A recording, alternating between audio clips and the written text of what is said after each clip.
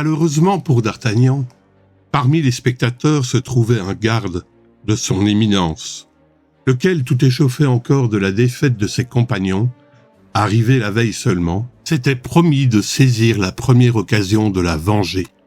Il crut donc que cette occasion était venue, et s'adressant à son voisin, « Il n'est pas étonnant, dit-il, que ce jeune homme ait eu peur d'une balle. C'est sans doute un apprenti mousquetaire. » D'Artagnan se retourna comme si un serpent l'eût mordu et regarda fixement le garde qui venait de tenir cet insolent propos.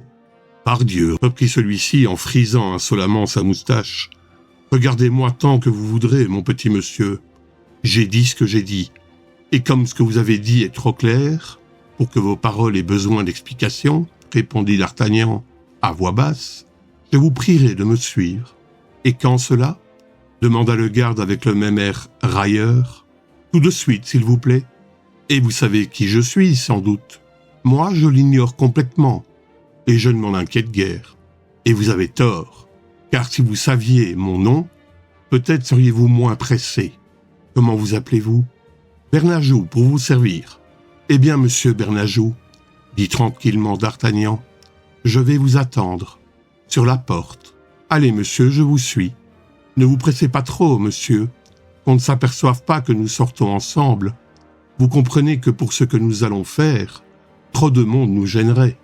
C'est bien, répondit le garde, étonné que son nom n'eût pas produit plus d'effet sur le jeune homme.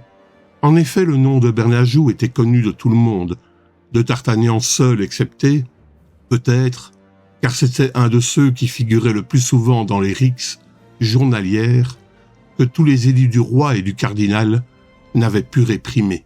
Porthos et Aramis étaient si occupés de leur partie, et Athos les regardait avec tant d'attention, qu'ils ne virent pas même sortir leur jeune compagnon, lequel, ainsi qu'il l'avait dit au garde de son éminence, s'arrêta sur la porte.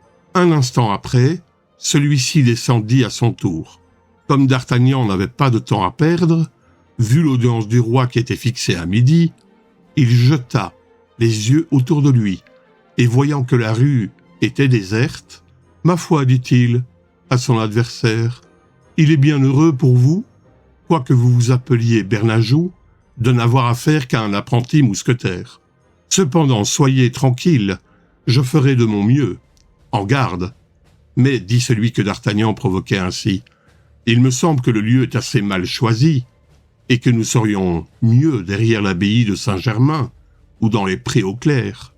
Ce que vous dites est plein de sens, répondit D'Artagnan. Malheureusement, j'ai peu de temps à moi, ayant un rendez-vous à midi juste. En garde donc, monsieur, en garde. Bernajoux n'était pas homme à se faire répéter 2 fois un pareil compliment. Au même instant, son épée brilla à sa main, et il fondit sur son adversaire que grâce à sa grande jeunesse, il espérait intimider. Mais D'Artagnan avait fait la veille son apprentissage, et tout frais et moulu de sa victoire, tout gonflé de sa future faveur, il était résolu à ne pas reculer d'un pas. Aussi les 2 fers se trouvèrent-ils engagés jusqu'à la garde, et comme D'Artagnan tenait ferme à sa place, ce fut son adversaire qui fit un pas de retraite. Mais D'Artagnan saisit le moment où, dans ce mouvement, le fer de Bernajoux déviait de la ligne, il dégagea, se fendit et toucha son adversaire à l'épaule. Aussitôt D'Artagnan, à son tour, fit un pas de retraite et releva son épée. Mais Bernajoux lui cria que ce n'était rien, et se fendant aveuglément sur lui, il s'enferra de lui-même.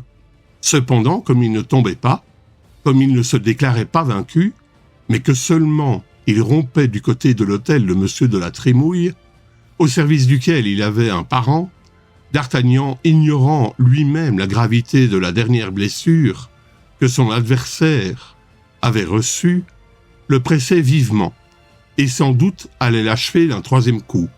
Lorsque la rumeur qui s'élevait de la rue s'étant étendue jusqu'au jeu de paume, 2 des amis du garde, qu'il avait entendu échanger quelques paroles avec D'Artagnan, et qu'il avait vu sortir à la suite de ces paroles, se précipitèrent l'épée à la main, hors du tripot, et tombèrent sur le vainqueur. Mais aussitôt Athos, Porthos et Aramis parurent à leur tour, et au moment où les deux gardes attaquaient leurs jeunes camarades, les forcèrent à se retourner. En ce moment, Bernajoux tomba, et comme les gardes étaient seulement 2 contre 4, ils se mirent à crier « À nous, l'hôtel de la Trémouille !» À ces cris, tout ce qui était dans l'hôtel sortit, se ruant sur les 4 compagnons, qui de leur côté se mirent à crier « À nous, mousquetaires !»